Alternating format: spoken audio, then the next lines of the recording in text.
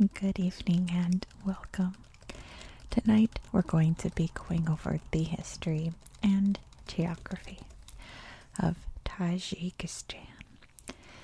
Now, Tajikistan is a gorgeous country, but unfortunately I don't have any photographs to show you because my library is getting a brand new book about Tajikistan very soon. So once that arrives, I'll do a whole video flipping through that book to show you some of the amazing pictures of Tajikistan. So tonight is just geography and history. So let's just get started. Tajikistan, as you can see, is a landlocked country in Central Asia. Let's trace these borders.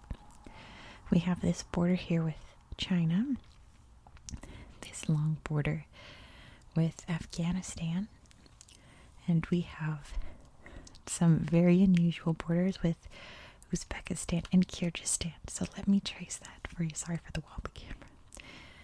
Here is Uzbekistan. All this up here. And then we meet Kyrgyzstan. All through here.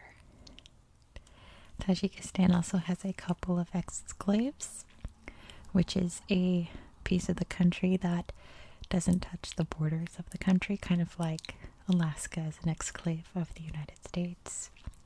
The largest one, and the only one you can see on this map, is right here in Kyrgyzstan, but there are some smaller ones in Uzbekistan and I think one other in Kyrgyzstan, but they're small, and the other one in Kyrgyzstan is uninhabited.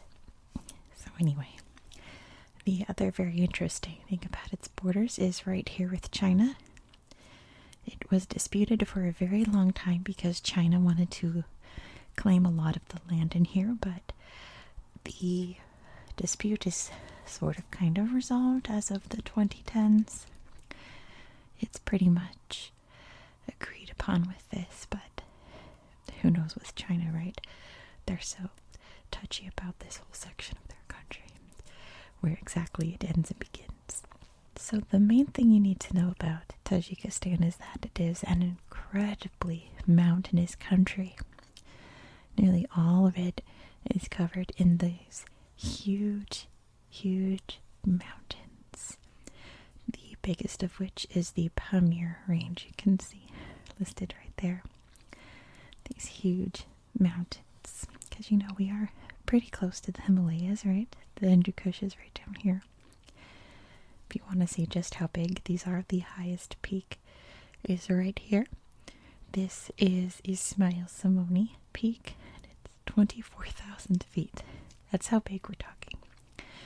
Also, the largest non-polar glacier lies just down here. It is the Fedchenko Glacier. And most of this area is national park. It's not totally inhabited because the peaks are so huge and there's all the snow and the runoff into the rivers, but absolutely gorgeous valleys and amazing, amazing sights. There's also this big lake right here. This is Karakul Lake, and it's believed to have been caused by a meteorite. So all the mountains are just kind of surrounding it in a circle. Very interesting, but the Pamir Mountains are absolutely gorgeous. Apparently, they're one of those mountain ranges that like hikers and mountain bikers love to explore. It's one of apparently like a top destination for extreme mountain bikers to explore. So it sounds amazing. As we move over here, we have some mountain range from the Alai Mountains. My atlas here just lists this range right here. Apparently it's pronounced the Hisar range. Not positive, but I think that's how you pronounce it. And this range sort of just cuts off this area up here, which is really the only actual flat area of the country. I've talked about this region of the world when I covered Uzbekistan and Kyrgyzstan. This area is known as the Fergana Valley, and it's a very, very fertile place. It's pretty much where all of Tajikistan's farmland is, because there's too many mountains everywhere else. This region down here is still pretty high, but it's considered a lowland because it's moving down to this deserty area down here. there's some farming areas around here, especially thanks to the rivers. Tajikistan has over, was it like 90 rivers or so? I feel like it's bigger than that, but anyway, if I'm wrong, I'll write it in the video. But an incredible amount of rivers, and that's due to these high mountain peaks and the glaciers and all of the snow melt and runoff, creating incredible rivers and therefore creating incredible lakes and valleys and, where it can, farmland. So the capital city is right here. This is Dushanbe. And the weird thing about Dushanbe, it is a beautiful city with many remarkable sights and just so much to see, honestly. But the thing that it's known for the most, like the weird geography fact about Dushanbe, is that it's home to the second largest flagpole in the world. So there's that. There's the fact that you now know. But in a nutshell, that's the basic geography of Tajikistan. So let me tell you about the history of this place. Very interesting. So what is now Tajikistan today has a archaeological site that's very interesting. It's known as Sarazm, and it's one of those very ancient cities that popped up and thrived and then people abandoned. And it's still kind of being uncovered. It's UNESCO World Heritage Site. It's really interesting. The little towns in this area, like not quite Mesopotamia, not quite Indus Valley, those are really interesting to me. But by 500 BCE, this area was under the control of the Achaemenid Empire, which was the big Persian Empire out of what is now Iran. And Persian heritage has really lingered in this area. I'll talk about that in a second. And because it was the Achaemenid Empire, it was later taken over by Alexander the Great and absorbed into the Greco-Bactrian Empire.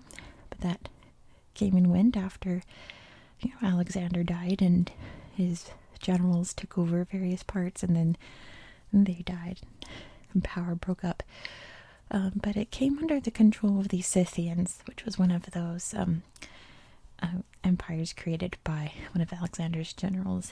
The main place here, I guess, was a bunch of city-states known as Sogdia, another really interesting ancient city civilization. But it really thrived off of the Silk Road, which you can still see on this map. This road you see here, making up the border, still exists. You can still travel on it. And it was part of the original Silk Road.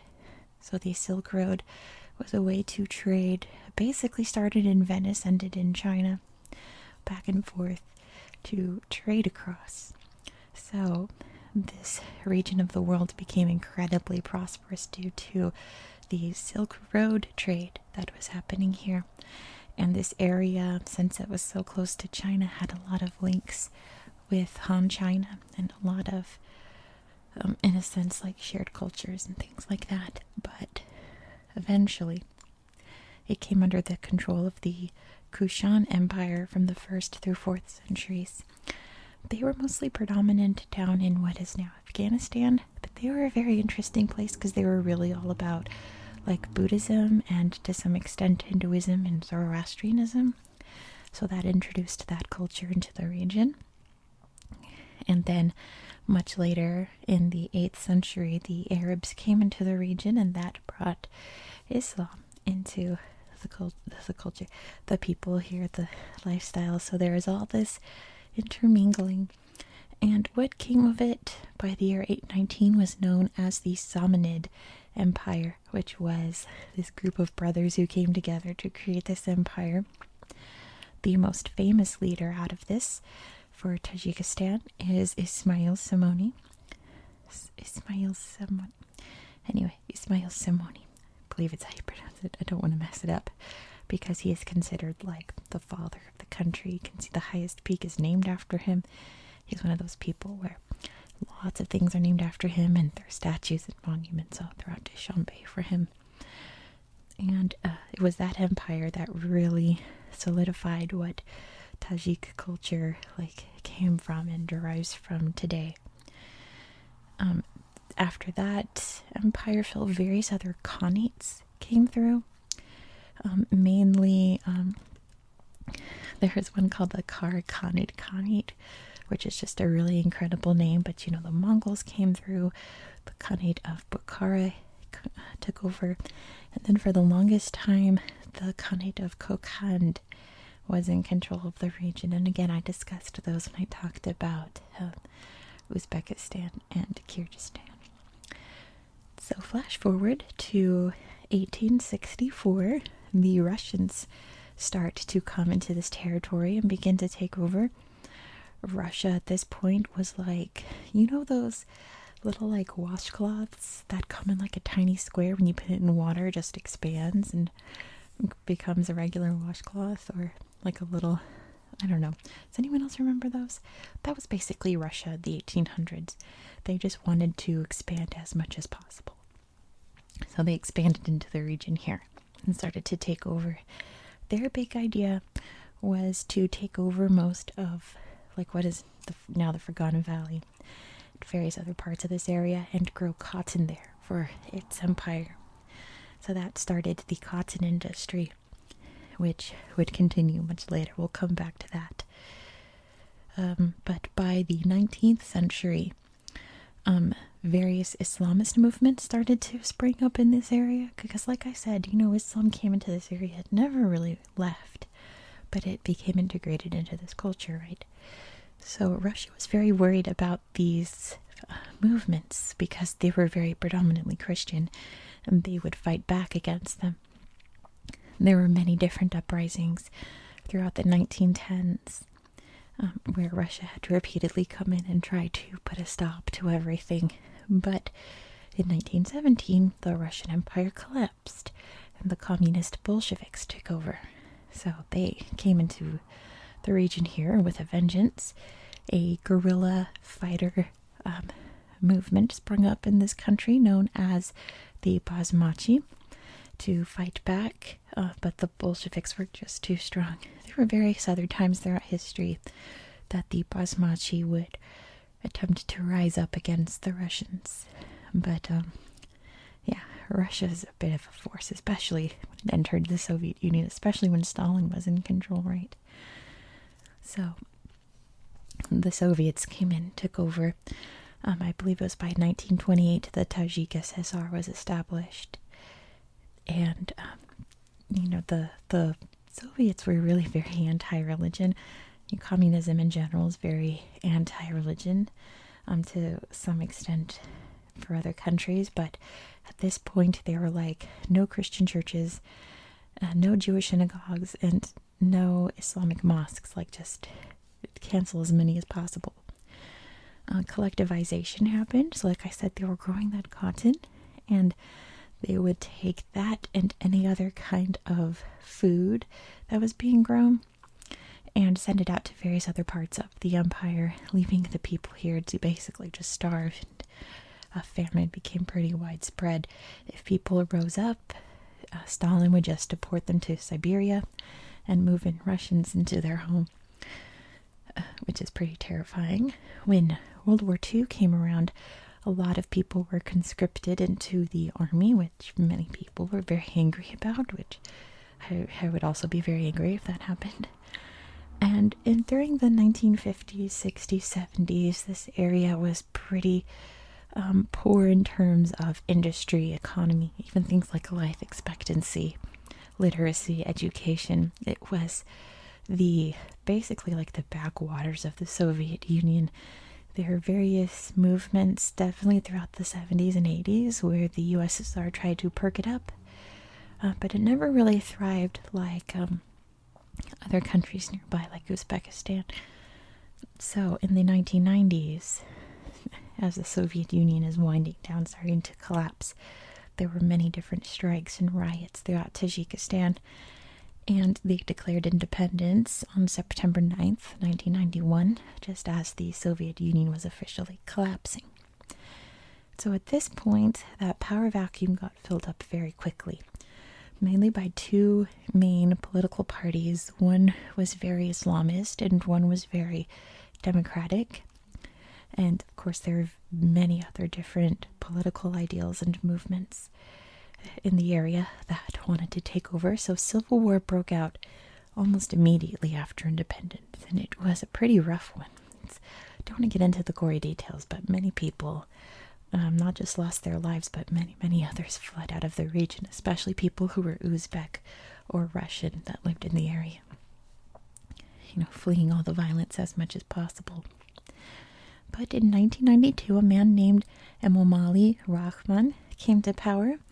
He would eventually be elected president, and he has ruled ever since with a very iron fist. He has magically, very conveniently, won every election ever since. Even to this day, he is still the president of Tajikistan. It's just, incredible how that happens. How someone just gets reelected overwhelmingly, Very, very bizarre.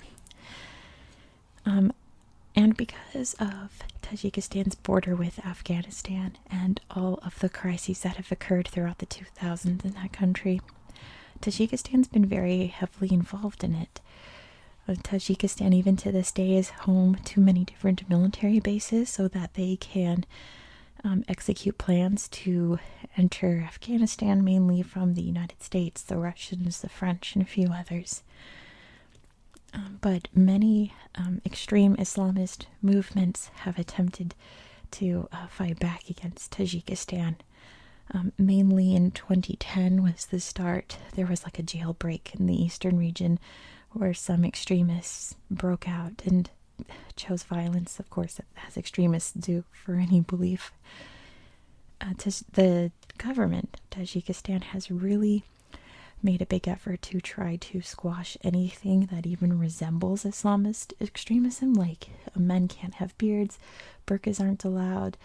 There's a lot of restrictions on attending mosque, or even you have to be at least 35 years old to take your Hajj to Mecca. It's lots of different extremist rules, and that is, it's a little odd to restrict someone's religion, but on the other hand, they do have that issue with Islamist extremism. In 2015, one of their top generals left to join ISIL. That's a bit much. And then in 2021, when the Taliban took over Kabul, Tajikistan has been fighting against the border here, against the Taliban. They're very anti-Taliban, obviously being very anti-Islamic extremists, right? So they're still pretty involved in that. Tajikistan, it seems like, is one of those countries where if you poke at them, they will fight back 10 times harder. Even if it's something as an assumption, they'll come at you. And that's probably due to its leadership, to be honest, but we won't get too political for this video. I'm actually going to end it here for now, because that's basically where Tajikistan is today. So like I said, I'll have another video for you later, hopefully in February, I hope. Fingers crossed. It all depends when that book comes in to the library system. I'll spend a whole video flipping through a book about Tajikistan and show you some amazing pictures of some of these incredible mountains and valleys and things like that.